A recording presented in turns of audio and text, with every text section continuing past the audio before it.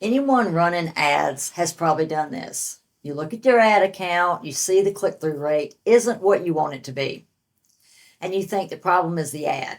Maybe it's the hook. Maybe the hook is weak.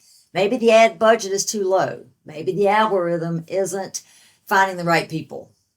In the next few minutes, I'm going to walk you through why this is almost never the problem and where the real break usually is instead. I built out the exact ideal customer avatar mapping process that I use. The specific questions that force this level of detail instead of letting you stay vague. It's a simple worksheet. If you would like it, drop me a line and I'll send it over immediately. There's no pitch, there's no email to give, just the tool itself. Drop me a line and I'll send it. Here's where I want to start. When an ad isn't converting, the instinct is to fix the ad.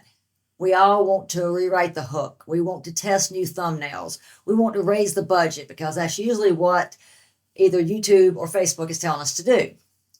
But if you keep doing that and the numbers still aren't moving in the right direction, then you're trying to treat a symptom and not the cause, because the ad is downstream.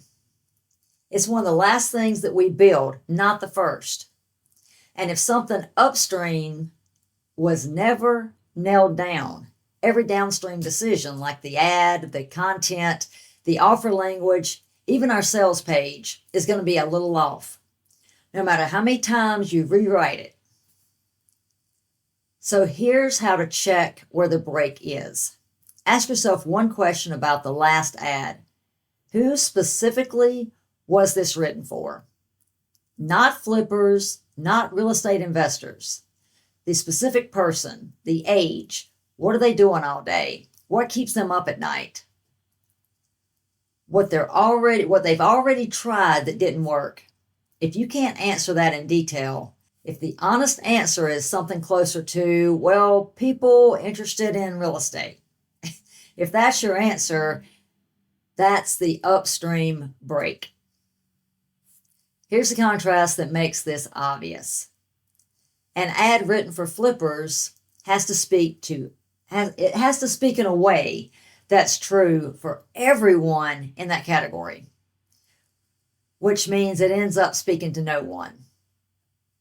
It reads fine, it converts poorly, and an ad written for one real specific person, someone that you could describe down to what they're doing at 11 p.m. on Tuesday, reads like it was written specifically for them, because it was.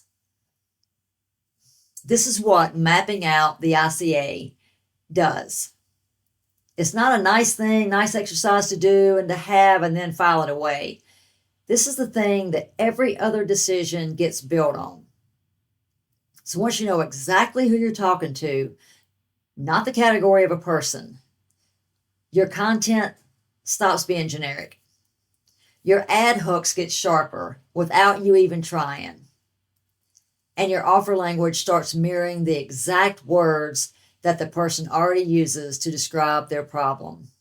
And here's the real constraint that most people miss. You can't skip this step and think that, oh, I'm going to fix it later. You can't fix it with a better headline. The generic message problem doesn't show up as a bad ICA on your dashboard. It's usually disguised as an ad fatigue, or it's disguised as low click-through rate. Or it can be disguised as the algorithm isn't finding the right people. It can look like 10 different problems because it touches 10 different places downstream. But it's one problem sitting upstream the whole time. So before you touch your ad and you try to fix it there, before you write a new hook or raise the budget, go back one step further. Ask yourself specifically who this ad was built for. If you can't answer that with real detail, that's where you need to start. Not with the ad, with the person. I built out the exact ICA mapping process that I use. It's the specific questions that forces this level of detail instead of letting you stay vague. I put it into a simple worksheet. If you'd like a copy, just drop me a line and I'll send it over right away. No pitch, no email to enter, just give you the tool. Thank you so much.